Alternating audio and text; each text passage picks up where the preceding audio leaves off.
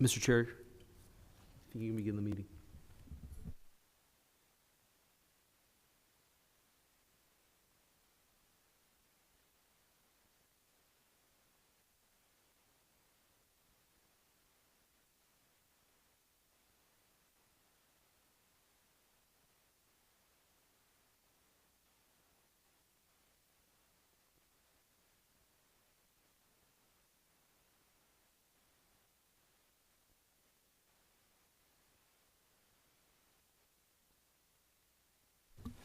Through the chair, I'm going to go ahead and call the roll. De la Sierra, Present. Julia, Present. Board Member Cruz, Present. and Chair Leoncio. Present. You have quorum.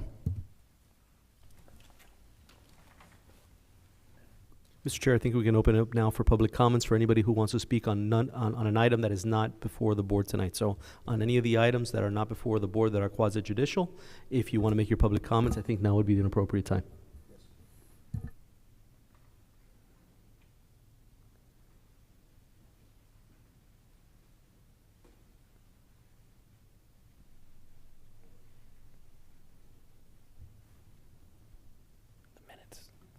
I make a motion on the minutes to approve the minutes.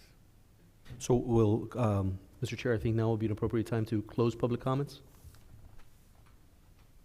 And anybody that's going to be speaking on behalf of any of the cases, please stand and be sworn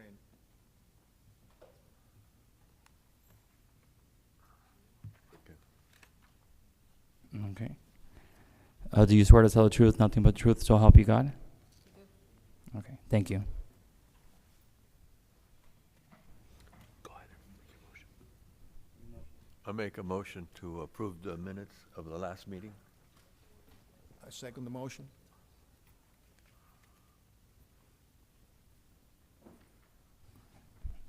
Okay, to approve the minutes, let's call the roll. De la Sierra, Yes. okay. Board Member Julia, Yes. Board Member Cruz, Yes. and Chairman Leoncio. Yes. Okay. Motion passes to approve the minutes. Mr. Chair, may I read the quasi judicial public hearing notice?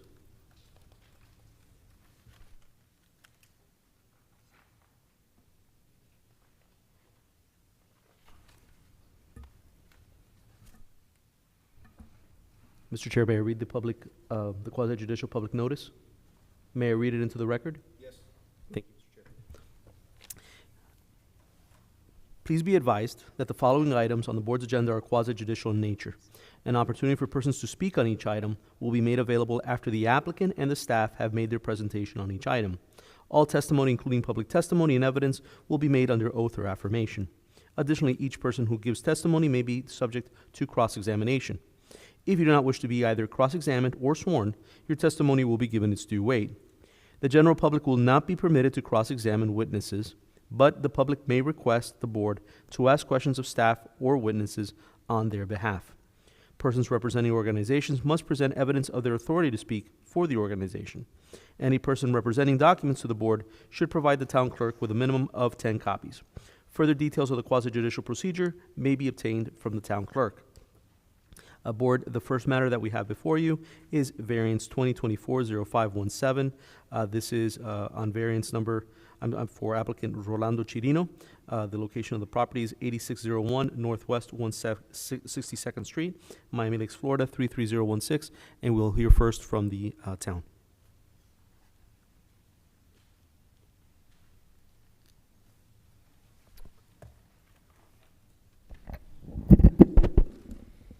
Good evening, Justin Telleria, Planning and Zoning. We are presenting hearing number VARH 2024-0517, applicant Rolando Chirino. Location 8601 Northwest 162nd Street. The applicant is requesting a variance from section 13-1502 to allow a gazebo to have a 10-foot 6-inch setback from the side facing the street where 15 feet are required. And the second variance is from section 13-1502 to allow gazebo with a 6-foot 6-inch setback from the residence where 10 feet are required. The applicant is proposing a 288 square foot gazebo on the west side of the rear yard of a single family property. Per the submitted survey, the side setback of the home is 15 feet, but the proposed gazebo requires a 10-foot 6-inch setback. As a result, the gazebo will encroach upon the side setback by 4 feet 5 inches and the residential setback by 3 feet 6 inches. Thank you. Through the chair, I have the same question I asked last time. I just wanted for the record. I believe that the side setback on this property is due to the fact that it's a corner lot. If it would not have been a corner lot, the side setback is not 15 feet. Is that correct? That's correct.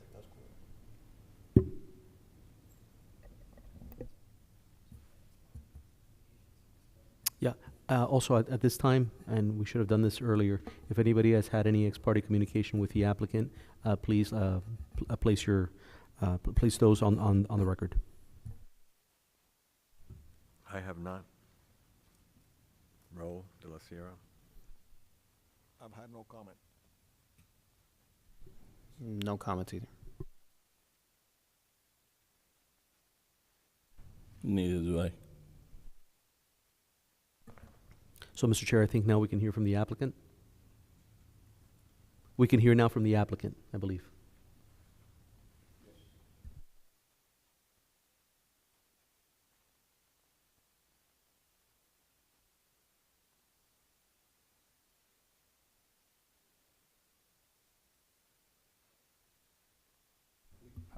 There's a button on the microphone. Please state your name and address and everything, please. Yes, your name and address. Excuse me, I think the button, you have to press the button at the base of the microphone. Hello? There you go. State your name and address. There you Sorry. go. Speaking to the mic. Thank My you. voice. Thank you. For everybody here, my name is Joanner Cardoso. I live in the 3041 Southwest 130 Avenue, Miami, Florida, 33175. He's my father-in-law. He's my father. And we're coming today for the hearing for this permission for constructions. All the detail according with point 1, point 2. And we want to know if you approved that project for the property.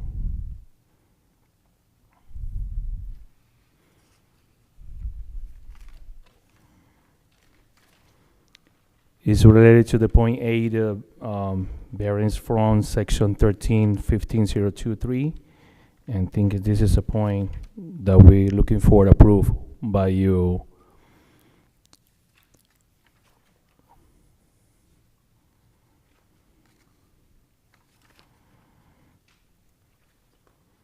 According with the regulation by the Miami Lake Town, I think is on the code and permission for this gazebo.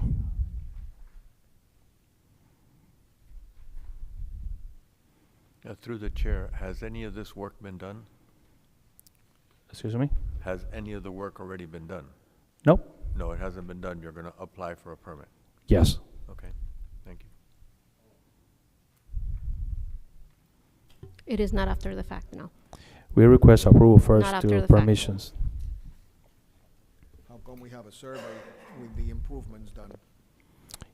You need a survey for what? The-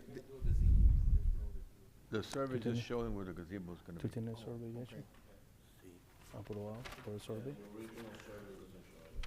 We have a survey approved, I think so.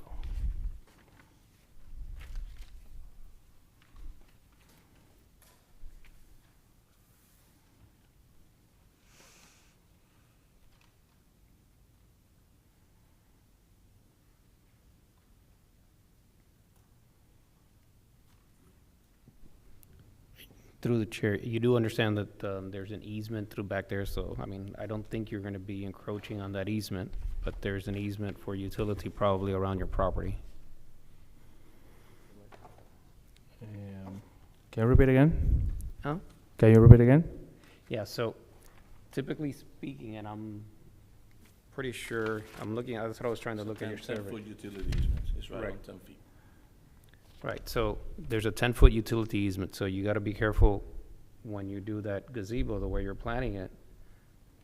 Around the whole, from the sidewalk onto your property, you have 10 foot Yes. of the utility easement. Yes, So I know that in your proposal, you're respecting that, right. but I'm assuming that maybe if you're doing a column back there, you may, when you actually do the column and you do the foundation of it, you may be encroaching on that Of course. utility easement, so you gotta make sure. Yes, we do. We take it You down. call, what is it, 811 or 611? I don't remember who you call. Yeah, you're right. 811. Right on the edge of the easement. Therefore, if you have the columns, Mm-hmm. you got the foundation. Excuse me, through the chair, Avelino, if you can speak into the mic, because he's not able to hear you. The foundation is probably gonna be 2 foot by 2 foot, thereabout. Yes, So make sure that it does not encroach into the easement. yes, of course. So you'll have to discuss that with the engineer. He might have to do eccentric footing, Of course. okay? It will encroach. He's gonna need an eccentric, it will. Yes, You will encroach. yes. Through the chair, if it encroaches and they need to go through that easement, they will remove your gazebo area that you built. Of and course, you'll I have know. to put it back I know. yourself, so you understand. Yes, I where understand everything. Avelino's Yes, going. we He's trying to follow let you know ahead of we time, follow so rule. it doesn't happen. Yes,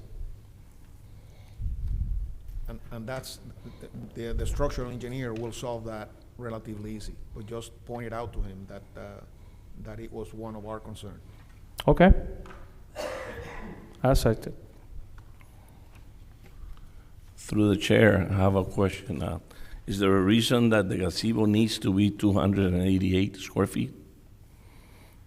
Que si va a ser alrededor de 186 que fuera.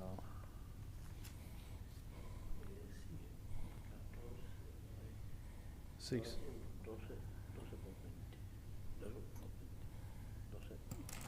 12 by 20. Yeah, according to what I see here, it's 288 square feet. It's around, Just, yeah. just for the record, so I don't know if the board is aware, they're not in Royal Oaks, but they're close to Royal Oaks, right on the frontier, on the borderline. Royal Oaks does not allow gazebos to be more than 150 square feet, and and we do not allow the gazebos to be on the corner lots, to be on the front. They have to be on the other side. Those are on the bylaws since 83, 84. They're not in Royal Oaks. But then again, that's why I asked, there's a reason that has to be 288, because maybe we can shrink it a little bit and try to comply a little bit more with the setbacks. And not only that, you guys are gonna have an issue now with the 10 foot 6 inches on the side setback because of the eccentric footing. That's gonna be costly, and it's gotta be designed completely different. Because I know you cannot go inside the easement. That's forbidden. You can't. They will not allow you. Ok. Actualmente, como tienes los planos, son 186, pero no permiten más el código de más de 150. So, tú lo puedes hacer hasta 150 para que puedas mantener el sizement como el que está de la acera de la calle. I do want to, a point of order, Mr. Chair. This is in reference to the comments I think Mr. Cruz just made. You cannot consider HOA. HOA has no bearing on your decision, what regulations an HOA has. You are only bound by what the ordinances. Even of if the this town- case was It in doesn't Royal matter. Oaks? Doesn't matter. It's only the ordinances of the town of Miami Lakes. So you cannot take that into consideration. So that means that the town can go ahead and allow and approve plans that when they come in front of the HOA will deny them, and Then that's between the HOA and the individual, not the town. interesting, and, It's the same thing with like basketball hoops. yeah, Basketball hoops are allowed in the town of Miami Lakes. They're not allowed in Royal Oaks because of the HOA. Right. That's an example. So one of the things that you could, and I guess we'll entertain, but you're proposing a 12-foot width. Perhaps if you went to 10 feet, you wouldn't have the problem with the utility easement, or maybe less of a problem with the utility easement, and do 10 by 23.8, whatever, instead of Okay. 12. And I don't know what the board would approve, but I'm just talking out loud. So that- Okay. No problem.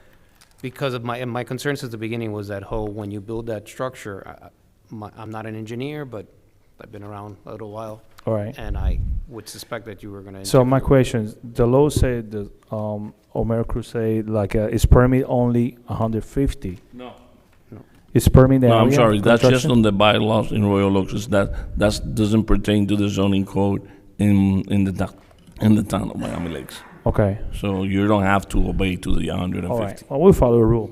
So according with the plan and the constructions, is permit by the dimension to the space, is permit to 186. Is permit. Is the distance whether we have to leave the limited for the fence and the feet permit to constructions, the 186 is permit, we have a space available for. Oh, but by We don't code, affect it behind- we don't affect it the- by the town code, you have to have a 15-foot setback on the side street. And All right. between structures, you gotta have a 10-foot setback. You 10 don't foot. comply with neither of those two, that's why you're asking for the variance. Okay, If we were to shrink, like Mr. Julia said, and perhaps not 12 and 10, now that you have an issue with the utility easement, and you're gonna have an issue with the foundation, right. then you start cutting down some square footage. Maybe instead of 10, you will go to a 12-foot setback. 12 by 10. No, the setback, instead of being 15, you will go to 12. Mm-hmm. Actually, you're asking for 10. Right. You need 15. But we're saying that an option will be bring down the gazebo to 10 feet, and then your setback could be 12 instead of Yeah, and you would do a 10-foot wide instead of the Yeah. rest. Personally, I don't really, the other variance that you're asking for has to do with how close it is to your property, to your house. It doesn't affect your neighbor in the back. My personal opinion is, however close you want to put it to your house, I don't really care too much, is my personal opinion, not necessarily that that's going to be the decision of the board. All right. So lengthwise, as long as you're not encroaching on the neighbor in the back, I'm not as concerned. We don't have a problem. And to the side setback, I recognize that you're on a corner lot. If this was an interior lot, you would only have a 5-foot setback on the side, and you would be able to build this whole thing. I'm just thinking that perhaps reduce it to 10 feet, primarily because of your potential encroachment on a utility easement and what could happen in the future. Okay. That's just my personal opinion, but then normally we ask the applicant if they're willing to reduce it to, let's say, what I'm suggesting, potentially a 10-foot. And so I'm personally asking if that's something that you would consider. Some people would say, no, I want 12 feet, and it is. No problem. And then it's up to the board to decide whether we're granted or not. So that's why I'm just inquiring. No, I If have- you're being So what is the best recommendation that you give it to us tonight? The Well- best recommendation for, My personal opinion is I would be perfectly fine with the 10-foot instead of a 12-foot, just so that it gives you the whole thing with the easement, and it's a little bit smaller than more in line with the general area. That's my personal opinion. But again, I'm only one vote. You need Yes. a majority. Okay. No, but if he makes it 11 feet, okay, that will put the edge of the foundation right on the easement. Okay. But my question is, when we figure out the square footage of the gazebo, does that include the overhang? Because they have big overhangs. If you read the conditions that are stipulated as conditions of approval, the overhang can only be 12 inches. Oh, Yes, and that is part of the conditions of approval. no, not 4'6" and 2'6". No. Yeah, they On one side is 4'6". They have 4'6", right? Four, That's four, what I was gonna four, bring up. 6, the Overhangs, the overhang. all overhangs shall be a maximum of 12 inches as required by, is condition number 3. Okay. There's condition number 3 is saying overhangs will only be allowed to be 12 inches. 12 feet. Oh, okay, all right. Because otherwise they would need a separate variance for that, and it has not been. Okay. Now I was about to ask about that 4'6".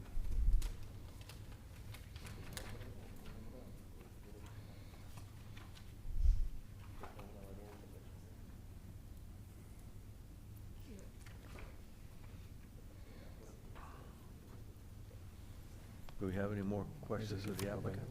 No. Do you want to close I the would, public hearing if we don't have any more questions of the applicant? We don't have any more questions for the applicant? Okay, so we're gonna close the, public comments. Okay. All right, thank you. it would be appropriate now if someone wants to make a motion.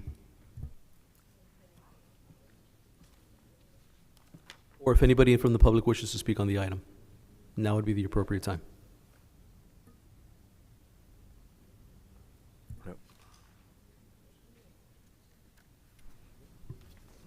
So I'd make a motion to approve the variance, subject to 12-foot 6-inch setback from the side, where 15 feet is required. That would give them, do I need to give them 1 foot or 2 foot? So that would make the width 11 feet. That'll make the width, The width of the gazebo, they're proposing 12 feet 12 feet and 1 foot overhang. and Yeah. 1 foot overhang. Yeah. What's the setback between the house and the proposed gazebo? This one, 6 foot 6 inches, where 10 foot is required. okay. But that's in between his house and, Yeah, but the setback to the side, mm-hmm. I would say instead of being right on the easement line, put it a foot back from the easement line, So do 11.6. so that would be 11.6. Okay. Okay, so let me revise my motion. My It's motion, showing- It's showing to be 10-foot-5 from the Right. edge, according to the survey. So you want to have them make it 12-foot-5.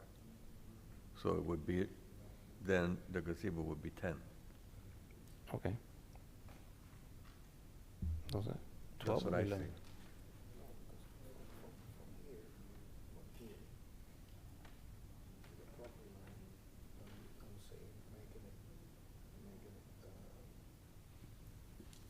The dimension, if you look just above where you're looking, Mr. Lozio, shows it to be 10 feet 5 inches from the property line, which is the sidewalk, over to the slab up on top there. It's right there. To the slab, and the edge of the slab is the edge of the column. The edge of the slab would be the edge of the column. So if he wants to move it, instead of making it 12 feet wide, make it 10 feet wide, then you make that dimension 12 feet 5, to take the 2 feet away and Right, separate them some, yeah, the setback. okay. That's what I said, I'm just I agree. trying to interpret So- what Mr. Julia is saying. So my motion would be to approve the variance to allow the gazebo to have 12-foot 5 inches setback from the side street where 15 is required.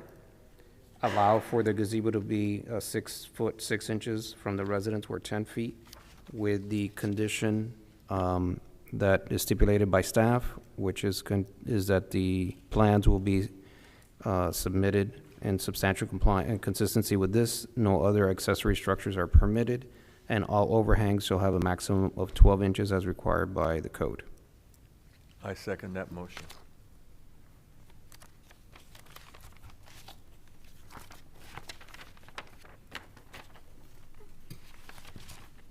I'll go ahead and call roll. Board Member Cruz, Yes. Board Member De La Sierra, Yes. Board Member Julia, Yes. and Chairman Leoncio. Yes, Okay, the motion passes. Congratulations. Mr. Chair, if I may read the second item into the record?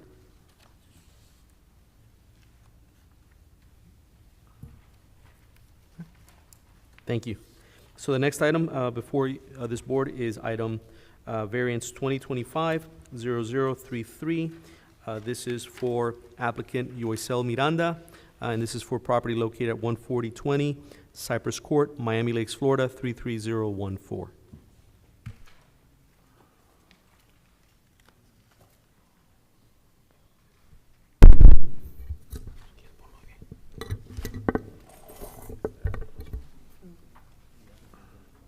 Yeah, it's gonna be. We're gonna hear from staff first, and then we'll hear from the applicant, and then we'll hear from the public.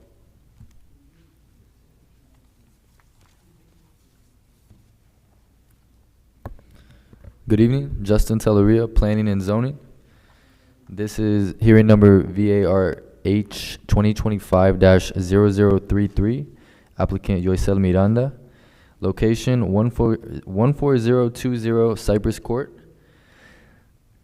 The applicant is requesting a variance from section 13-1512 to allow an existing 600 square foot of pool deck that encroaches 10 feet past the tie line to expand by 1 foot 6 inches towards the water. The second variance is a variance from section 13-1512 to extend the pool deck by 9 feet 9 inches on the north and by 7 feet 9 inches on the south to allow for a 2 foot setback from both interior property lines beyond the tie line, where 7.5 feet minimum are required. The third variance is a variance from section 13-1512 to allow the pool to extend 10 feet past the tie line. The fourth variance is a variance from section 13-1508 to allow a driveway with 0 feet setback from the interior property line, where 5 feet minimum are required.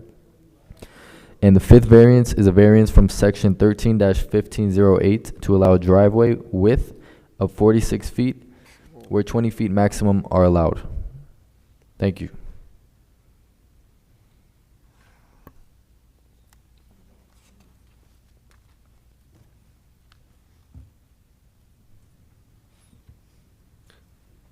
Does the board have any questions of staff?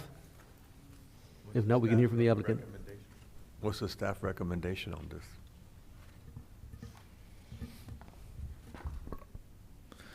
Staff recommends denial for the proposal as shown in the attached plans. Thank you.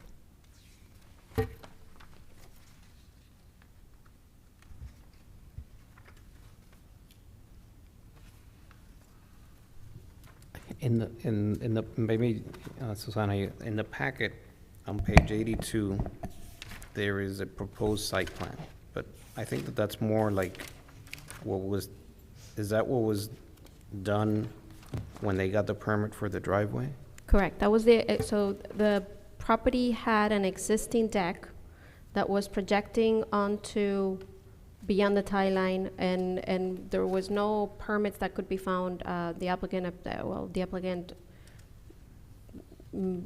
tried to look for the permits. None could be found. We did go back in aerials and saw that it was there circa 1997 at least. I don't have any aerials from prior to that, but I'm going to imagine that it was put in with the house.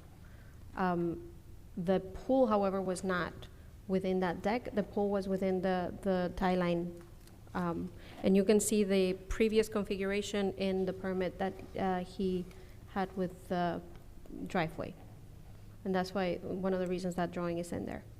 So you can see the previous configuration. So that what's on page 42 on the driveway, that Correct. was permitted already by Correct. the city? Correct. And that it's was the just- permit as was permitted. Now it's the expansion of that driveway? Correct. Is that's what throws off the 46 feet? Okay. And when we do the amount of feet on the sidewalk, the pathway onto our house, is that contemplated in the ordinance? Because that was a question that I personally had when I was looking at this. Is that, because I know we have a 20-foot for the driveway, but I always wondered, in this case, I was wondering, when it's the path for the to 3 go feet. inside the house, is that included in the 20 feet? They have to be separated. They can't be, so you can't put the 20 feet plus the 3 feet for the walkway. There's got to be a little bit of separation Okay. between them. If you see in the configuration as seemed was that there was permitted, there, right. there's a little bit of a 5-foot Right. setback for the portion of the driveway that meets the sidewalk, and Okay. that's fine. Okay. So the configuration of the permitted driveway is perfectly within all requirements of the law, yeah. Okay, thank you. Was the, through the chair, was the fence permitted? I see that there's a fence there and that's supposed to be. It's, according to the applicant, it's been there for a while. You can ask him about it. I could find no permits for that No either. permits for that fence. But again, it could have been there for a long time as well. And yes, you're correct. That is not, This is a purchase, they purchased this property? that's going to be a great question for him too. closed. Yeah, give him a second, yes. No, because if it's an existing owner and I the can fence has check. been there all the time, they can stay. But if it's a new owner, the fence would have to then meet the code. Hold on, let me check. That's henceforth the question. So the, the existing driveway and the existing walkway to the back, it goes all the way to the property line. Am I correct?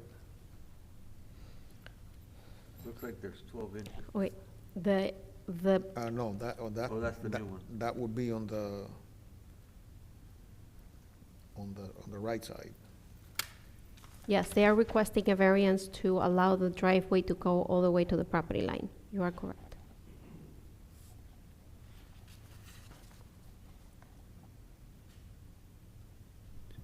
And I guess the concept is that they're gonna do a new pool? Yes. Encroaching on, beyond the tie line, Right, and that one, the new pool would encroach on the tie line. correct.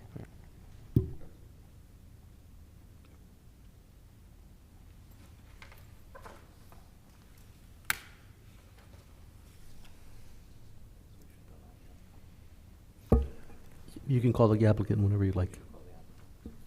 And yes, the Yeah, property wanna was reopen it? purchased on September 2023. And can the applicant come I front? make a motion to reopen the hearing. I think it's, no, we never closed. Oh, I thought it was closed, sorry. No? Yes? Sorry, my mistake.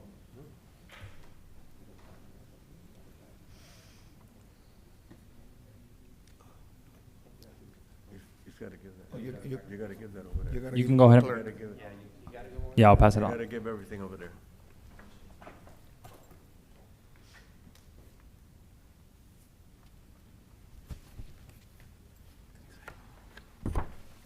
Thank you. Thank you.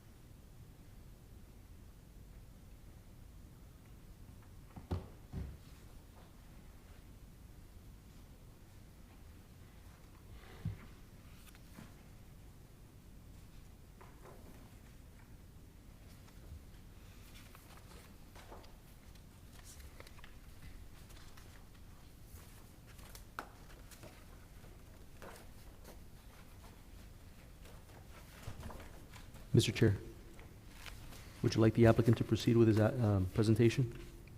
I'm sorry? Would you like the applicant to proceed with his presentation? Oh, yes, yes, go ahead and proceed. I was just Please state your reading. name and address for the record. Go ahead and press the button on the base. Yeah. Right in the ball. Mhm. Testing. There you go. First and foremost, I want to thank my Lord Jesus Christ for this new day and for this particular day. I've been waiting for this day for a very long time. My name is Joyce Miranda. My property address is 14020 Cypress Court, Miami Lake, Florida 33014. I want to thank you all for being here to hear us out. I appreciate this opportunity very much. I know your time is volunteered. So the fact to have something like this in place to hear our residents from Miami Lakes, I think it's truly a blessing, it's truly a benefit. And I want to thank you all for your time and for being here today to listen to me. I'm here for the variances that you guys have brought up as far as my driveway and for an existing deck that I have in the back and a pool. Starting from the deck and the pool, I have gone above and beyond to try to find records on this thing. I have gone to downtown to try to find the microfilms. I have gone to 25th Street, Miami-Dade, to find the microfilms. And all I keep getting is that there was some sort of fire that I have no idea about, and that a lot of these records were burnt. I've gone twice to the county. I didn't take no for an answer one time. I went back again, and I requested a supervisor to see if a supervisor can help me, because my GC was asking me for this, so he can have sort of an idea before he starts breaking ground. And there was nothing that I was able to find in both of those visits and one visit to downtown. Going back to my deck, as far as I was told there was a gentleman, I'm not sure if you guys are aware of his name. His name is Peter Thompson. Apparently this gentleman worked for the city of Miami Lakes many, many years ago in the building zoning department. He was the owner of my property back in the 80s, 70s and 80s. When I purchased the property from a gentleman named Audrey, he told me that he inherited the property as is, as he sold it to me. So all the work, deck, pool, everything was as is, as I inherited in 2025. I could imagine if this gentleman, Peter V. Thompson, worked for the city of Miami Lakes building and zoning, that he did everything up to code and with proper permits. I tried to do my part. I tried to look for records like I've mentioned, but I couldn't find anything. As it is, my deck does already extend past the tie line by 10 feet and a couple of inches. I think it's 10.6. My pool is way too close to my house, way too close to the structure. I have a 4-year-old. About a month and a half after we purchased the property, we actually had an incident where he ran out the door, he fell into the pool. You know, we were around, obviously, we got him out quickly, but it just painted a picture to me as to things that can happen. So I'm talking about, it was like maybe 5 feet, and it had like a weird design, like a weird triangle that even made it even closer to my house, one of those weird older designs that pool had back in those days. So that was something that always, since I bought the house, was sort of like a red flag. I always wanted to push back the pool eventually at some point. And seeing how I already had a deck that was 10 feet past the tie line, I figure I can work within that space that was already established. The pool, starting from that, I hired a GC to help me with the pool. I have been getting bids for pools for over a year. It's been very expensive to build a pool these days with the cost of material that has gone up. The GC told me that he would handle everything from permits, labor, material. Gave me a great price. We started working on the pool. We didn't get to actually pour concrete, and I thank God for that, because a lot of red flags came up through that process that I even questioned him and his experience. He would mention things that I thought were common sense to somebody that had experience building pools, location of skimmers. You'll get on the phone and ask questions to people of things that I'm like, man, if you have knowledge building a pool, you should know these things. But nevertheless, he gave me a great price. I gave him the job. And on December the 26th, the city came to my house. They told me that I was doing work without permits, and they shut the project down. Because there was a gentleman, which at this point, I can thank him, honestly, for having called the city, because we were about to pour concrete. I'm talking about 3 days after that incident happened. This was on December the 26th, one day after Christmas. And once you pour concrete, I'm talking about spending over $10,000 in that, getting extensively into the job, the work stopped. The gentleman never answered my phone again. I confronted him about, hey, weren't you responsible for pulling permits and doing all this that you told me you were gonna be taken care of? I never got a call back again. I can give you the phone number here. You can call it yourself. His number is now disconnected completely. His name is Felix. After that, I went to see Susana and Justin, who have been very helpful as far as educating me. This home is the first home that I ever buy, so I'm not an experienced homeowner. It took me 41 years to buy my first home in this country. It's been truly a blessing to have been able to purchase a home here in Miami Lakes. And then I started with the process with Susana and with Justin, which have been educating me as to what I can do, what I can't do, what I could do, and leading me to this day here today.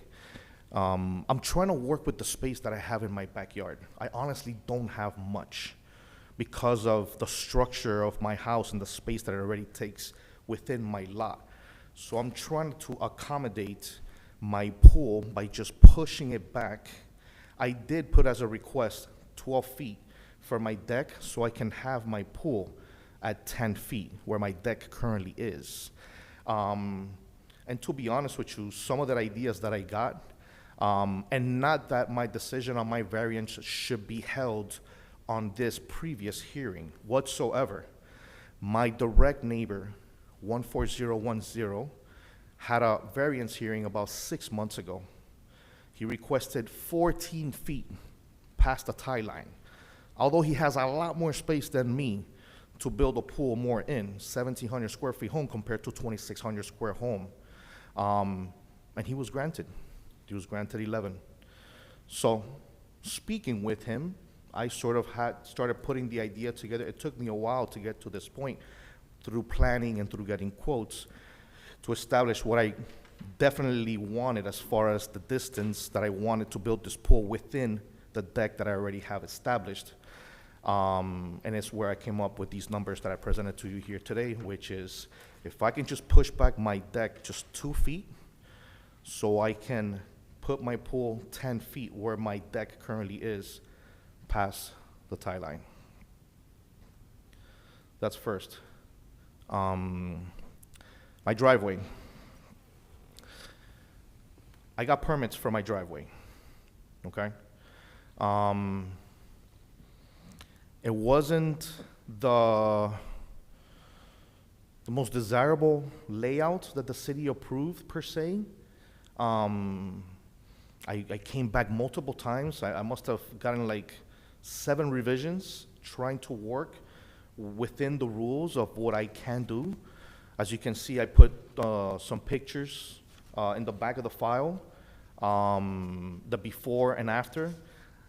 They made me, for some reason, leave a patch of grass in the front next to the walkway, which, by the way, on the variance, it says that I'm trying to build a 45-foot driveway. It's not a 45-foot driveway, it's a 35-foot driveway. There's 7 feet of walkway So that's why I presented these folders, because the folder I had given to Susanna before had the whole concrete slab all together. It didn't separate the walkway and the driveway. So it's 7 feet of walkway and then 35 feet of driveway. Why so much driveway? Why? Look, we all, I think, have different necessities. You know, I don't judge, but I think we all have different necessities. Some of us don't have more cars than others. I came from living in a condo where it's very restricted as far as having more than 1 or 2 cars, which is one of the reasons why I decided to move, besides my little 4-year-old getting bigger, and I wanted to put him in a pleasant neighborhood with good schools and good families. I need space for at least 5 to 6 cars. My wife, who's a little shy to get up here and speak with me, she's not from down here, okay? She's from Port St. Lucie.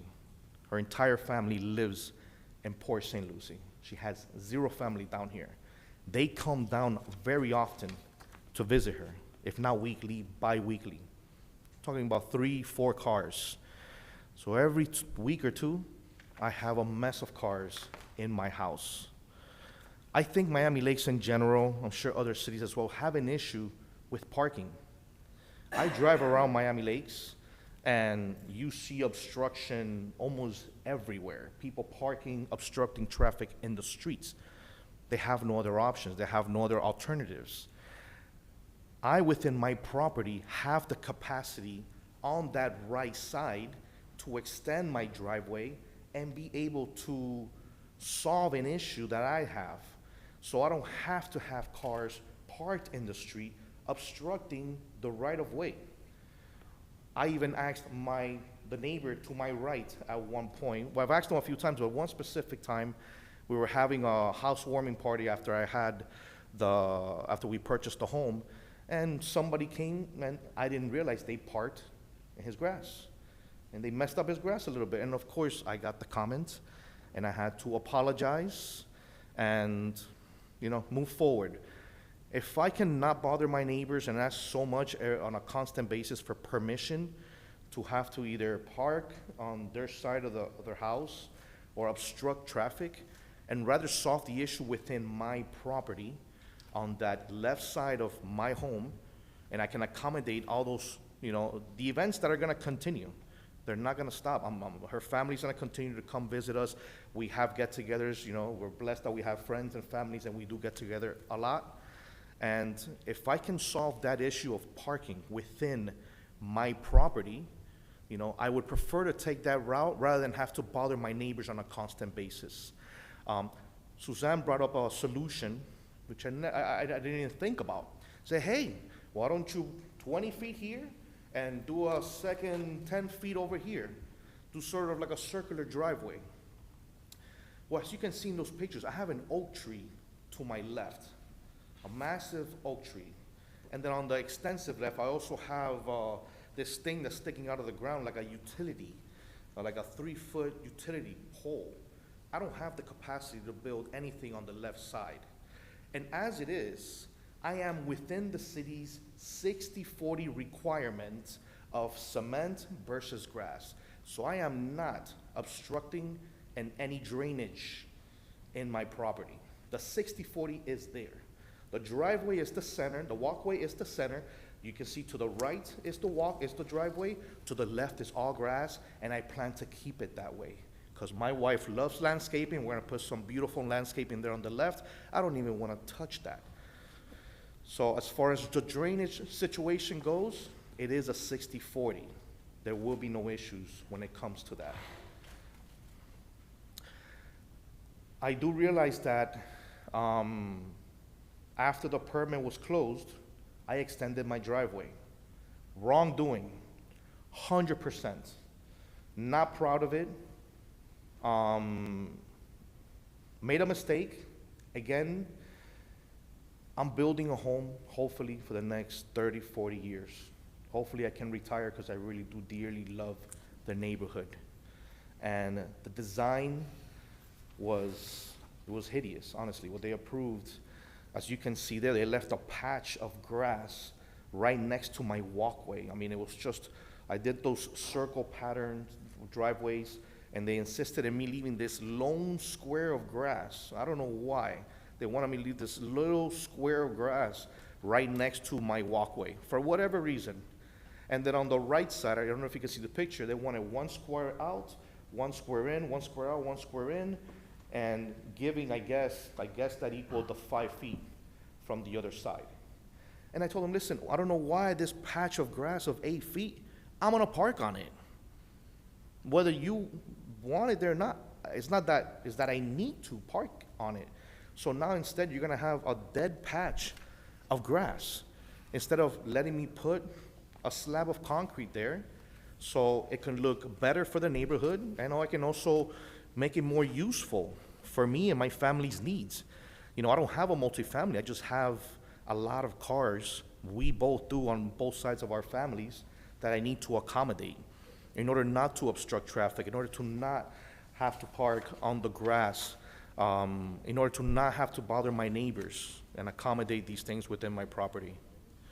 I also extended it a little bit to the side of the house, okay?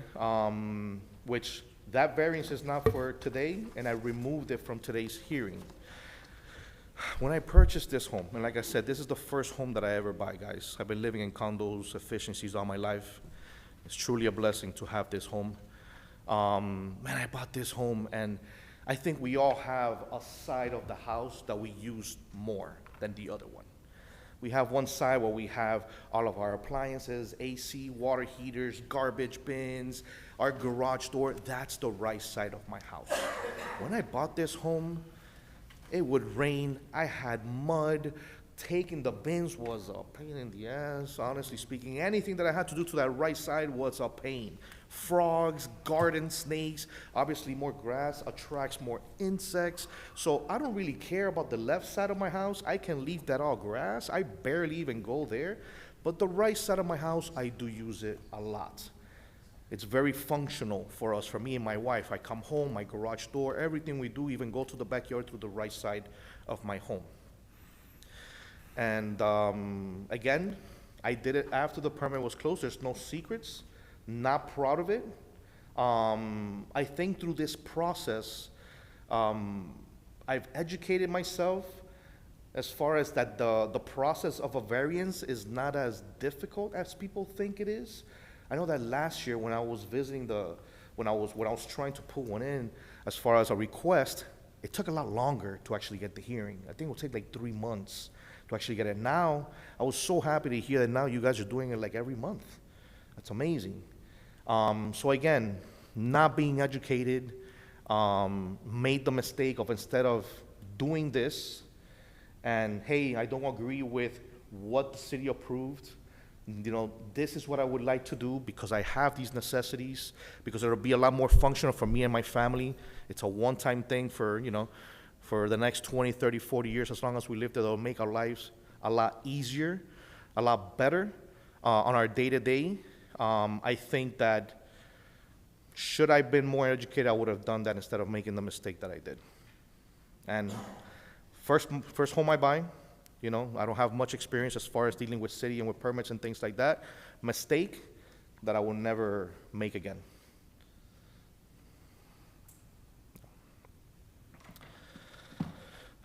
Last and least, for some reason, I don't know why, there's a gentleman in this room who's a neighbor of mine. His name is Bob. Bob at first was a nice guy. I don't know what's happening to Bob, that I believe he has a personal issue with me and my family. Bob gets into people's businesses a lot. Excuse me. Yeah. I don't want to hear that. I don't want to hear. The reason I'm going to say that is because of one thing only. Excuse me. I don't want to hear you disparaging another neighbor. You can I'm not do going to that. disrespect him. I'm No, just you're going to say disparaging something. him. You're disparaging him. We understand that you feel bad, but we've given you quite a long time to address us. Okay. And now discussing someone else that's here in the hearing Yeah. is incorrect. Well, I just wanted to say one thing. It's and it's not about it's him. incorrect. At this Not point, okay. if you wish, Mr. Chair, you can close the hearing and allow. Yes. If I may just say one thing, guys. You've heard that they, not to discuss anything about anybody else who's going to give testimony. If you'd like to say something more about your application, you may do so at this time. Well, there was someone that, for some reason, you know, and this is what really hit home, that approved a variance that I am requesting today for my neighbor, which is his direct neighbor, but it is opposing mine's, extending 14 feet beyond the variance, beyond the tie line. He signed a letter for him, but for some reason, he is so against mine's, and I don't even know why. I'm a Christian man. I don't like to have any tensions or hardships or hostility with anyone. You know, I leave everything in God's hands, but that really bothered me. Right. That I'm not even your direct neighbor. I think and you're I've against me. heard enough of what you have to say. I have a couple of questions through the chair of the applicant.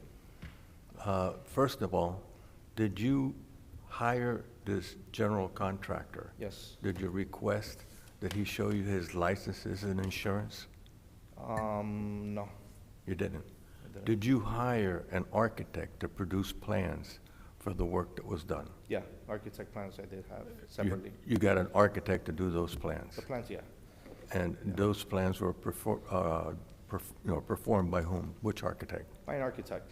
Who was the I architect? gave him my survey and he did the No, plans. the architects have names, and they have licenses also.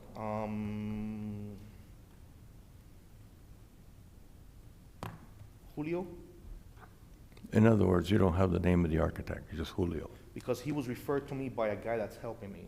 Okay, so normally you He hire, was always so, like, I don't know if he didn't want me to step on his toes. Like, I would tell him, let me speak to the architect directly, Mm-hmm. but he was always afraid that I was gonna undercut him and go to the architect directly, that he was so secretive. so you never met the architect? Never met the architect, no. Okay, so you never met the architect? Yeah. Were plans taken into the city at all before you had the started the work on the pool and stuff? Like I said, he told me he was gonna handle everything. He told me this is the price, which is a lot better than the quotes that I had received, and he was gonna handle everything, labor, material, paperwork, everything. Did you sign any building applications for the town? No. You didn't sign any building Well, applications for him the being a town? general contractor, No, the owner has to sign applications for that's only when I'm building. doing an owner's permit. No, you have to sign for it. Okay. You have to be on there. Your name has to be there, everything has to be there. Okay. Like I said, this is the first home that I buy, sir. I'm not an expert. And my as far last as question is, building and- after you got the driveway approved and it was finished, you went ahead and did additional work contrary to the advice and requests of the town? Yes. Okay. Mistake. No, Mistake. I want to make sure I and did understood. admit to I that. want to make sure I understood. Absolutely. Should I known that the variance process was so simple, I honestly would have taken that route. Like I said, I don't make mistakes twice. Try to learn from them, educate myself from them. Also, you know, friends and families that I Okay, know in I got Miami it. Lakes that, I you know, understand. ask my opinion, I will tell them the same thing, that the process is much easier than people think. I'm done. Okay, thank you for your input. Thank you very much. Any other questions? I do have a question. You have a question? Yes. What's the current state of the pool then in the back? So the old pool was removed? Yes, yes, but there's no concrete poured, it's just a hole. Okay. Okay. So basically that was, you're gonna remove, well, you already removed the pool and that's a permit you never even, your contractor never got for you, or your pool guy, or whatever. I'm not even aware There was you're not even a supposed to permit do it. at all for the pool. Yeah, my understanding is that, you know, they did the hole without permit, and that's, you know, they. So the only permit pool was basically the driveway, the back part? The there's no driveway, permit. yes, sir, Okay, that I had knowledge of. right, okay. So there's no steel and there's no forming on the pool? Know what? Just no steel and no forming on the pool? There's un Just, papel and rebars. you do have rebars and you Thank have the God, paper? they didn't pour concrete. But Thank you God. did not, so he does have the pool is already formed and the steel is already in Yeah, place. he's done demolition. He's ready to pour the shotcrete. Yeah. That's the only thing they didn't do. Thank you. Okay, I have a question in reference to the driveway. The driveway is 46 feet. No, it's 35. 35. That's why I corrected the paper that I gave to you guys. The issue, I think, that was something that I had brought up before with the pathway. Mhm. Once you unite your driveway to the pathway, that's how they measure the 46. That's why before they were telling you to leave the green patch in between one and the other. Yeah. If you would have left the green patch, then the pathway doesn't get included in the overall width. Yeah. That's, I think, my understanding of the way the code is. Yeah, you have to leave a foot. Right.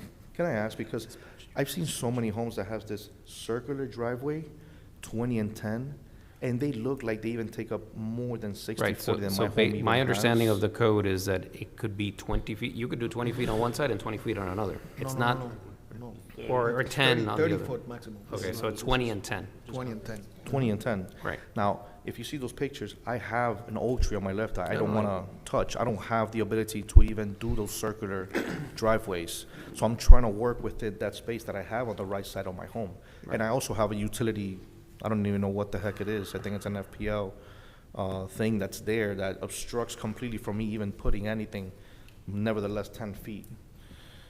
So I'm just trying to work with what I have available to me, guys, just to accommodate my needs and my family's needs.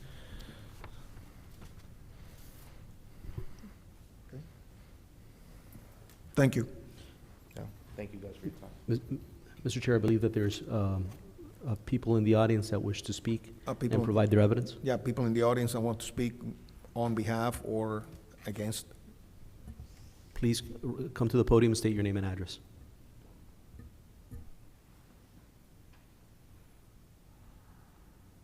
Robert Madden, 14,000 Cypress Court.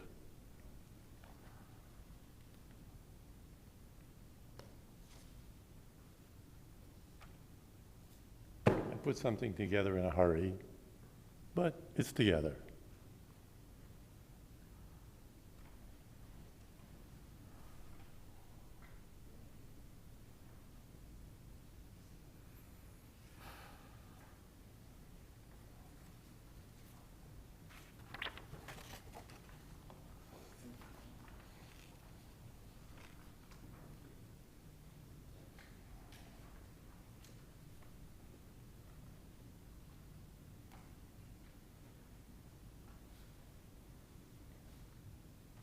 Do you want to review the document first before we start going over it? Yes, can you give us a second, please? Sure.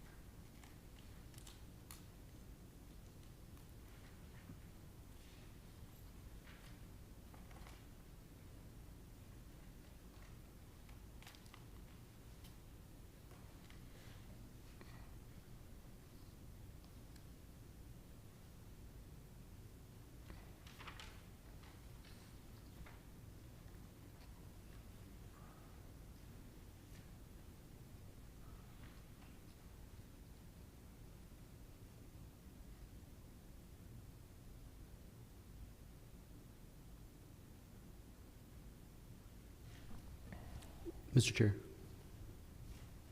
Mr. Chair, would you like the applicant to provide, I mean, not the applicant, I'm sorry, the witness to provide his testimony? Yeah, I'm all done. Okay, go ahead, sir. Okay, after the presentation I just saw, I probably shouldn't even bother with this, but we're going to go ahead with it anyway. As you can see from the document that I have here, nothing here is personal. This has nothing to do with the people involved. It strictly has to do with the front of the house and the back of the house. When you live on a lake, the back of the house is as important as the front of the house. Everyone sees what you're doing. I am really not sure what we're talking about today because this thing has been so convoluted with projects. Is that me? Okay. Go ahead. You're good. Just trying to speak more closer to the mic, if you can. Closer to the mic? All right. Observations and discussions. Expand driveway after the final inspection. That was done, in my personal opinion, on purpose, with no permit. So therefore, the person requesting the permit knew better, knew to ask for a permit for the driveway, and then decided to say, the hell with it, I'm going on and I'm going to do something else. Dig and put the rebar in the pool. We had backhoes and diggers and all kinds of stuff going on in the backyard. Tore up everything that he had in the backyard and then dug a ditch. Actually did one big ditch and then another ditch for a fire pit that now he says he's not going to do. So it's just a big pile of dirt. You'll see the picture in the group. He wants to build a bulkhead, I think over 1 foot on the water's edge, where the slope would hit. He cut the tree in the swale so the leaves would not fall on his car. And I believe someone from the city did go out and inspect an arborist, I was told. I've never seen a document or anything that went with it. I also think in the process he might be trying to kill that tree. Something about a roof and a patio, I don't know anything about that at all. That's something brand new. Future projects, I think he's going to be back here a lot. He has a garage door. I think he might, these are only thoughts that I have, that he might be putting a room in the garage. The fence around the property is old and decrepit, run over by the backhoes and all the other stuff that's out there. And sand in the lake. And tonight I hear about a gazebo. Sure. On the second page, page 2, we have a drawing from an engineer that for some reason doesn't even have the dimensions of the pool. It doesn't even show the right dimensions of the driveway, except going all the way over to the property line. I don't know who did this. I would say I would send it back and fix it. An open terrace, I've never heard about that before, all along the sideline of the house. There's no grass at all there. Existing pool to be remodeled in the same location, that's not true. It's going to be moved completely. And you can look around this drawing. I don't know if you would accept it or not. As a drawing of, it's like a postage stamp of what's supposed to happen. The next page, on the left-hand side, is the existing house. You see the pool, and the pool is behind the tie line towards the house. And then an additional cement patio was put towards the lakeside. I think they were done at different times. If you're familiar with this house or not, if you took the pool and you went straight down on the old pool, there's a overhang in this house that goes out about 8 feet. That was filled in and glassed in. So therefore, the pool had no access, practically. You were right on the pool. If you look on the right-hand side, this is his proposed pool, which is again, we have no dimensions of the pool. All the dimensions around the pool are really messed up. You have to add, subtract, and futz around with it. But you can see how far he is towards the lake.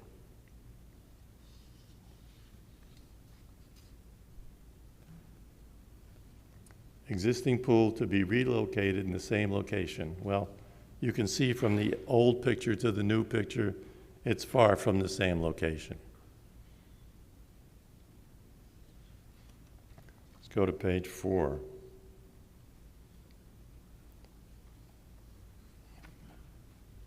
What I did there was on the left-hand side is the request from the so-called engineer.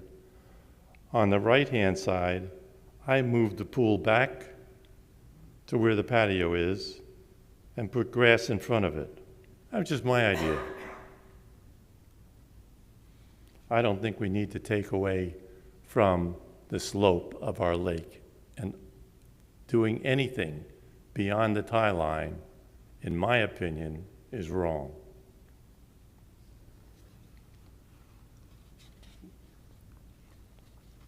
We move on to page 5. Really, this is just some of the codes that you have that you're going by, that you're really not supposed to do anything behind the tie line unless you're up to 1605 or whatever. There are special conditions. Now, look at the slope of the lake on the houses across from him. We have beautiful green grass all the way down to the water line. That makes a difference around a lake. When we have a 2-day flood, half of that is gone. And that's just a 2-day flood. A hurricane, go a little further. Let's go to page 6. Again, we're looking at 2 different houses and looking at their slope. I got too much of the lake, that's my fault. I'm not much of a photographer. And it also talks there about the bulkhead. Should be 1 foot above the water. So if I took a line and I drew it from the pool directly to the water, that should be the slope in the back of the house. All right, we'll go to page 7. We're whipping right through this. This is a picture from my home to the house we're talking about. If you look on the left-hand side, I've written in there the tie line, which is right at the back of the house. All of this dirt that you see here has to go somewhere. If you look at the rebar that you can see right by that red flag, the boys net, can you see that rebar? That's what's in the pool now. And if you go backward from there, there is a fire pit that's been dug that's probably 12 by 12, but he's going to fill that in, and he's not going to do it. Just another project that's not going to happen, at least in this go-round.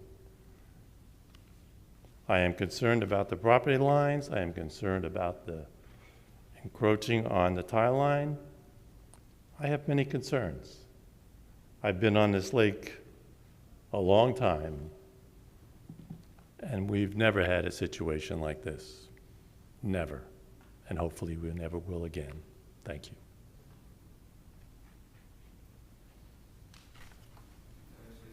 The board may cross-examine him if you wish. I'm sorry?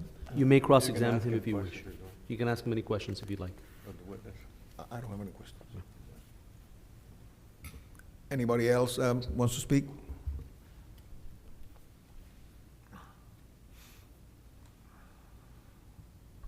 Good evening. Everyone hear me? Good evening. My name is Christopher Crowley. I live at 14151 Leaning Pine Drive, Miami Lakes, 33014. I am diagonally across the lake from the person who's requesting the changes. Apparently I have a great green lawn. I didn't realize it extends down to the lake. So I'm not going to get into the details of this. I just want to talk about Miami Lakes, why we live here. My wife and I moved here in 1986. We bought our house in 98. So we've been living in Miami Lakes for nearly 40 years. We moved here from Coral Gables. One of the big reasons we're here, tree-lined streets, streets have names, pocket parks, there's a place to raise children, and property deed restrictions, control of the neighborhood. In raising our children here, we experienced exactly what we wanted. We have a pocket park literally 4 houses away. But the big park is the lake, all the way around the lake. Our children had lots of other children their age. They're now adults. They basically grew up on that lake. And that lake, they went everywhere. Yes, we own property in the back into the water. We own it all into the water on that lake. But everyone's backyard was their play area. And they were safe, they were running around. I'm familiar with the property from the owner who's here because there's a fence that extends nearly to the water, far beyond the tie line, a green fence. I don't know if it's there now, I haven't looked recently. The kids always complained about it. I defer to town staff as to whether those fences are legal or not. It's my impression you're not allowed to build beyond the tie line. So that world beyond the tie line was my children's, our neighbors' children's, everybody running back there. They threw kayaks and boats in there. They fish, they run around. The fish aren't biting here. They run around the other side of the lake on someone else's property. No one complained.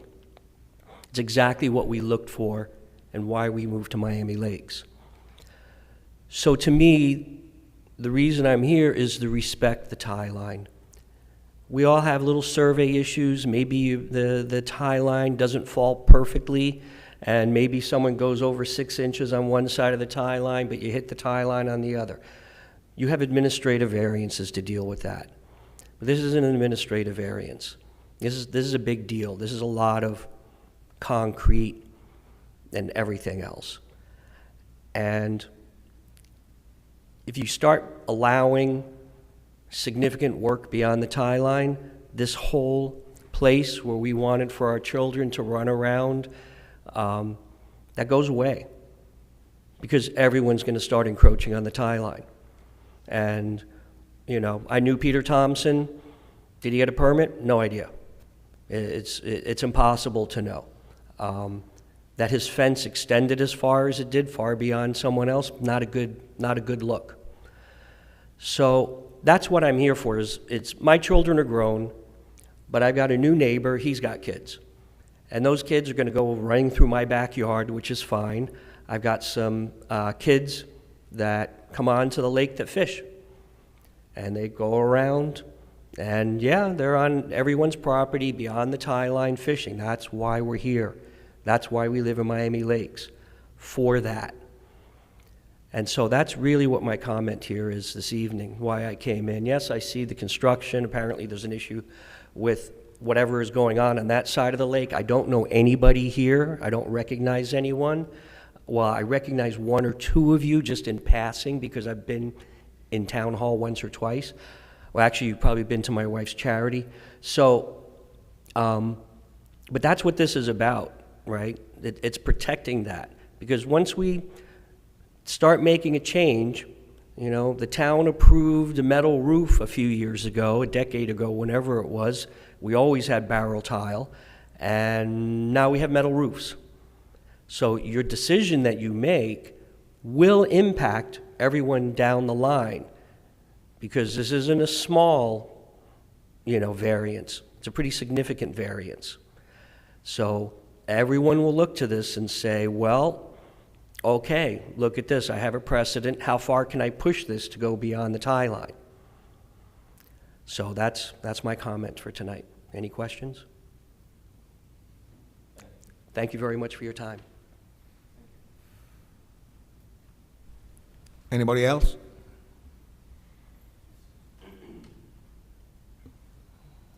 You can close public hearings now if you'd like, and then deliberate, Mr. Chair. Public hearing is closed.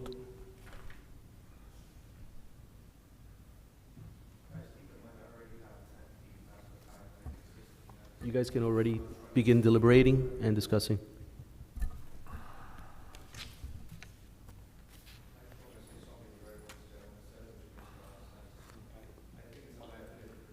I'm sorry, sir. You've already spoken, you had your chance. Now it's, the public hearing is closed. Now, my first issue that I have is what my comment I made before, is the size of the driveway. Being 46 feet is excessive, especially not even split up. It's all I think one. it's horrific that he poured after he got what he had approved. No, I understand. You know, I think it's horrific that he came in after a permit was pulled, not only filled in along the side of the house all the way down, but he's also filled in a square that was left in the middle there that was required by the town, in between his walkway. The walkway's supposed to be 3 feet. It's much bigger than that. I mean, it's egregious. Everything that's there is egregious. But right now, what I see, it's a big, from the property line, no drainage whatsoever, and then 46 feet to the south. Yeah.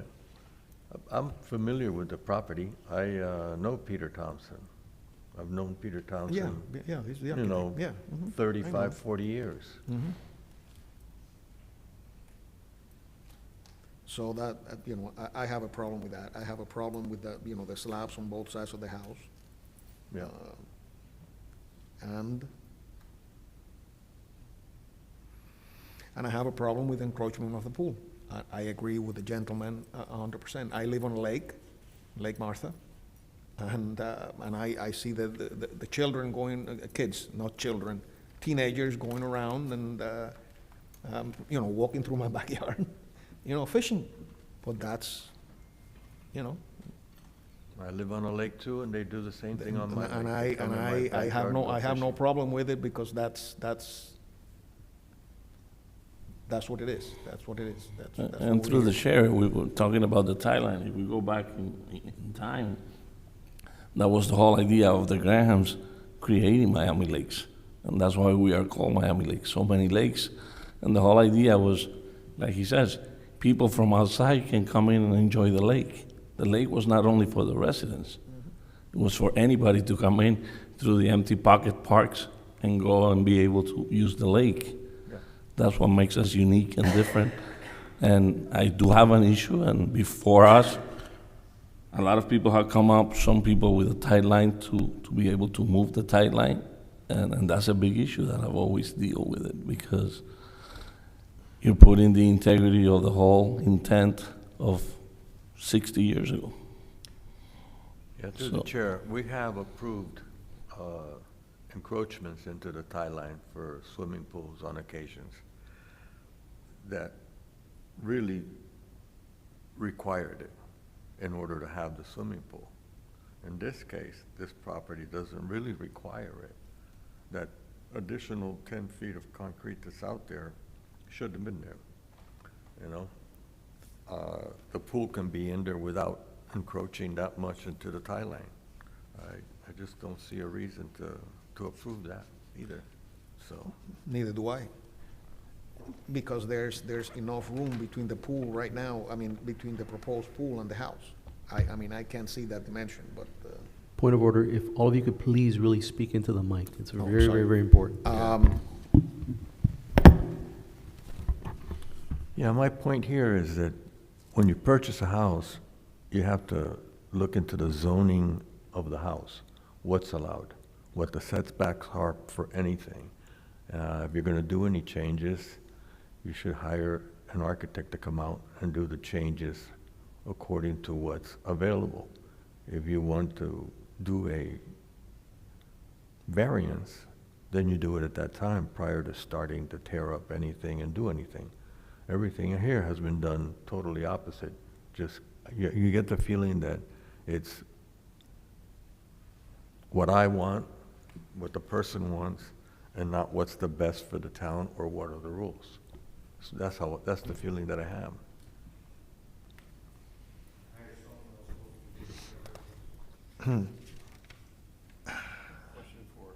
Susana, the current code does allow for you to go above the survey tie line for deck Correct. of 250 Up to feet. 225 square feet of deck beyond the tie line, as long as it's only 18 inches above existing grade. Right. And is there anything with the pools that also extend beyond the Yes, survey tie line? Yes. We passed an ordinance a couple of years ago to allow the catch basins of infinity pools. Of an to be infinity pool. Beyond the tie line. Right.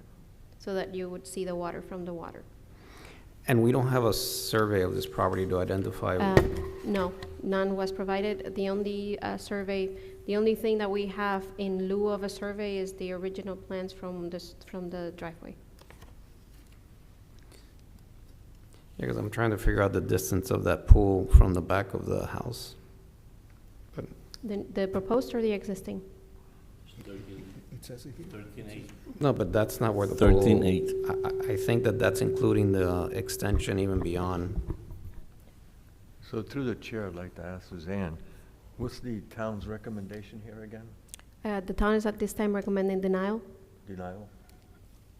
Oh, no. I make a motion as per the town's recommendation.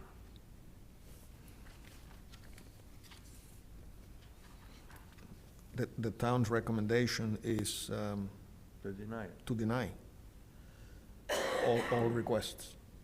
Mhm. I second the motion. If anybody would like to discuss that? I was just trying to figure out to see if, because currently I guess, they probably do encroach beyond the survey tie line, and it's an issue as to whether or not that was ever permitted prior to incorporation. Because we- Correct. As far as a deck. But as to the deck, the pool seems to be perfectly within the guidelines. Correct. Yes, I can tell you that the deck was there because I was in that yard 35 years ago. Yeah, I went into Google Earth and I could go back to 1990 and it seems that that's there too, Yeah, at least the 1990. No, it was there, but that was Yeah, prior to with the the- town. But then there's a rule that the town has that it's okay for whatever was existing at the time the town became the town to be there. But after the property is sold, it has to comply. Any changes have to comply to our zoning rules. Huh? Yeah, that any changes have to comply to our zoning rules once the property is sold, if you're gonna make a change. So at this point, they're making changes. Mr. Chair, if I may state a couple things. I want all of you to understand more or less your role. Conversation's fine, you have a motion before the floor. Understand when you're looking at variances, you're looking at a few things to keep in mind. You know, whether the town has received any written support for the variance, there is support, and there's also opposition that you've heard tonight. Whether approval of the variance would be compatible with the development patterns in the town and in that area. Whether the variance can be approved without causing substantial detriment to adjoining properties. Whether the variance would do substantial justice to the property owner as well as to other property owners to justify a relaxation of the code. Whether the plight of the applicant is due to unique circumstances of the property and/or applicant, which would render the conformity with strict requirements of this chapter unnecessarily burdensome, and whether the special conditions, circumstances exist on the property are beyond the control of the applicant. I mean, that's really your criteria. So based on the town's recommendation and the evidence that was provided, based on the applicant's testimony and the evidence that he provided, and on everyone else that properly testified and provided. That's what you need to make your decision on tonight. I know that there's been conversations, and you mentioned, about other applications that we did extend beyond the timeline, and But those stand on their own. those stand on their own based on these criteria. Those, at that point in time, met the criteria, and that's why they were passed. So each application needs to stand on its own and meet these requirements I've stated. I just want to put everybody in the right posture. I understand other encroachments that we've approved before, because there was no other way to approve the encroachments of the pools beyond the tie line. But here, in this case, there is a way out if he brings a pool close to the house. I mean, which I understand, he brings the case of his 4-year-old child, which I respect that, but there's a way out. Bringing the pool back in. Pool fence? I'm sorry? Pool fence? Pool fence? Yeah, my son has a pool. And Oh, he no, has no, a- yeah, and he yes, has a yes, five- yes, yes, He has a uh-huh. 5-year-old daughter, and he has a pool fence around it. Yeah. Mhm.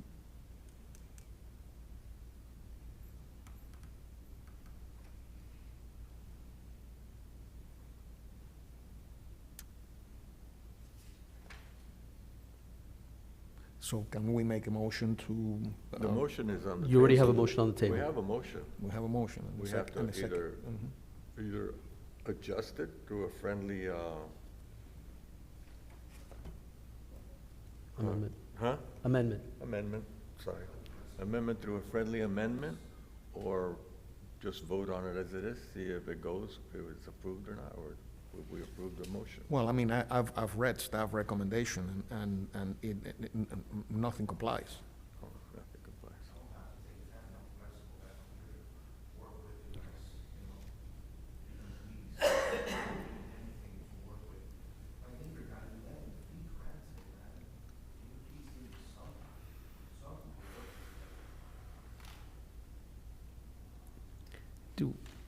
Does staff know how much that deck goes beyond the property? Obviously, without a survey, it's impossible to tell, right?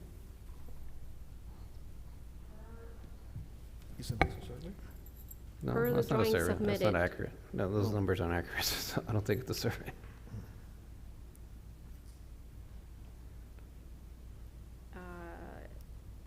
Like 8 feet? Per the existing deck goes 10.6 beyond the tie line. He's proposing to enlarge it by another 1.6 feet.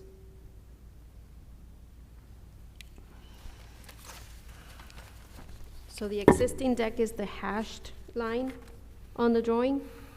You see how there's a double line in the back? That's an extension that he's proposing of another 1 foot 6 inches. Same thing on the sides. The existing deck is within the footprint of the house. He's proposing to extend it towards the property lines to 2 feet setbacks.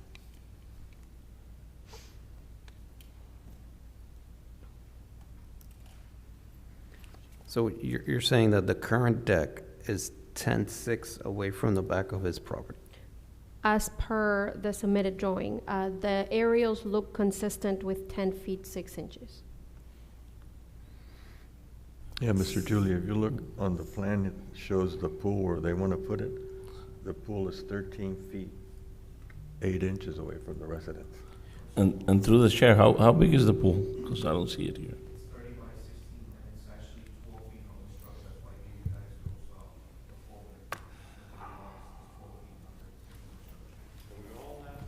Yeah, 'cause No, as to- no, we're not allowed to speak.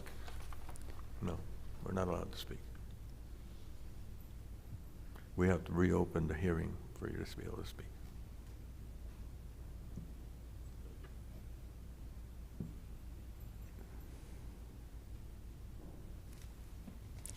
So I'm open to your suggestion, Mr. No, Any I suggestions was you just have, trying Mr. to give a Julia? little bit of room for the pool because there is a deck. I was thinking of staying within the confines. The thing is that I'm not 100% sure that it's I mean, there's plenty of room into that deck to go back. Well, yeah, because it looks here, according to this, there's 13 feet, 13 and a half feet from the 13 house. feet, 8 inches to the house there, you know? 5 feet from a house, that's correct for a pool. 6 feet from a house, correct. But he couldn't build, so wait a second. Yeah, but he couldn't build it there. He has to build it within, the issue is how much room is there between, or at least for me, the issue is how much room is there between the end of the house and the survey tie line now? Between the end of the house and the survey tie line, it's right there, at the 15-foot mark. The survey tie line, if you look at the crosshatch mark, there's a room that comes in all the way to the edge of the survey tie line. And then there's an area there that's all crosshatched, that's like. It's like 18.8? Correct. 13 feet 8. Is it 18.8 pretty much? Yes. 13 8. It says 13 feet 8. No, what I'm trying to figure out is how much room does he have to do the pool without a variance? It looks to me that would be the 18.8. He would have about 7 feet, 7 or 8, I would say 8 feet to do a pool there and be away from the house. Oh. I think he has a total of 18.8 by Well, looking at if this you other want to one. give him space into the tie line, you would have to allow him to have about 6 feet into the tie line. If that's what you would like to do. Through the chair, I was doing those numbers. If we give a 5 foot into the tie line and he moves it back, instead of having a 13.8, he will have an 8.8 setback from the house. Yes. And we can cut it in half. Yeah, I would agree with that. You'll have to make the, the suggestion, to. If you want to do a friendly amendment to amend it, allow a so. 5 foot. What's this here? So I think this is a structure that's 18.8, so, 18.8. and it looks to me like this goes all the way to the survey tie line. So that would mean that from this wall to the survey tie line, he has 18.8. So if you do a typical full, has what, 15 feet, that only leaves 3.8 from the wall. Well, don't make the pool 12 feet. That's the other option. And put the water's edge right on the survey tie line. Through the chair, if we were to work with him, and again, I want to respect the tie line as much as we can, and I wish we'll not be in this situation. Sorry for hiring the wrong person and not doing your due diligence. You learned the hard way. You've invested and lost a lot of money by not getting a licensed contractor. But that's the past. We are here today. What I'm thinking and suggesting as a friendly amendment, like the attorney said, move the tie line not even 5 feet, move it 3 feet, give a setback between the house and the pool of 8.8, and reducing the pool from 16 feet to 14 feet. And that will give us only 3 feet from the tie line. That would The encroachment. That would be your friendly amendment. That will be, I would accept that friendly amendment if the rest of the property, all the concrete that's been poured without permits, and all the encroachments of concrete on the side yards is removed. Other than that, I would not allow a change in my, on your, well, I think, so that would be, to bring the property back into code, remove all this concrete that's been poured without permits. We can give them the feet that you're saying, 3 feet or 5 feet? 3 feet. 3 feet 3 additional. feet, yeah, no more Into the than tie that. line, so then you can have that pool. So, do we You have to can't, open- you can't talk to us down, and if you do, you're creating an issue. Yeah. so we have a motion and a second, so do we have to? well, There's a motion There- and a second, then we'll have to vote Well, we'll have to vote, go ahead. I'll- No, I was going to say that you have to vote on his amendment. So you So just discussed amendment, I'll second the friendly amendment. incorporating what Mr. De La Sierra said? Yeah, well, I think the amendment was only pertaining to Yeah, the pool. exactly, was only just the pool, and I agree with Mr. Sierra. Everything else has to comply. So make that part of your motion, if you can, and have that seconded. Okay, so I'll go ahead and make the motion, would okay. be To bring it up.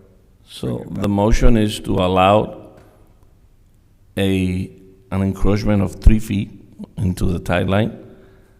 The pool, and between the pool and the house, the setback will be 8'8", and the pool needs to be reduced from 16 to 14 feet. And the rest of the property? And the rest of the property has to comply as the town code. All concrete, landscaping, everything. Okay. Want to take a vote? And I'll second. And the width of the pool, Mr. The pool, Yeah, Member Cruz, the width of the pool. the width, 30 feet. The width, not the length. He said 14. 14. 30 by 14. 30 by 14. 14 yeah, by the length 30. Okay, that does require a second. I'll second that motion, that friendly amendment.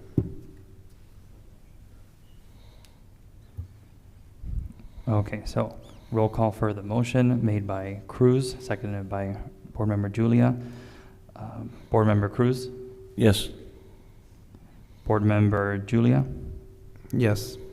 Board Member De La Sierra. Yes. Okay. And Chairman Leoncio. Yes. Okay, motion passes. Now for the original one. Okay. Now you have to vote on the original one as amended. Okay. Original motion as amended. Board Member Julia, Yes. Board Member Cruz, Yes. Board Member De La Sierra, Yes. and Chairman Leoncio. Amendment passes, excuse me. Okay. That concludes the public hearing portion of this meeting. There is another matter for all of you to look at, and I wanted to make a recommendation. It's with regards to the short-term rental ordinances in first reading. I know at least one of you has reached out to me, and I apologize for not getting back. So if you wish to have a little bit of time, because I know this is an important topic for many of you, to read through these changes and then come back at the next meeting so that we can have more of a robust conversation, the town would be okay with that, because we're not bringing this back to the council until March. Okay. Okay. So it just needs a motion to defer. I'll make a motion to defer. And I'll second that. Okay. I think we could say all in favor. All in favor? All in favor. Aye. Yes. All right. Aye. So motion to defer, correct? Yep. Okay. Motion passes. When is that going up for second hearing? It'll come back in March. No, to the town council. In March. So you'll have time to So discuss we'll- it before. We'll meet before? Both to you and to the town council. Right. Okay, because I have some comments on it. Yeah. Yeah, if you'd like, I could email them to you. yeah, and we can talk about it after. Yeah. Motion to adjourn? We need a motion to adjourn. A motion to adjourn the meeting. I can take this with me, right? Second that. All in favor? Aye. Yeah. Right. I show you my notes.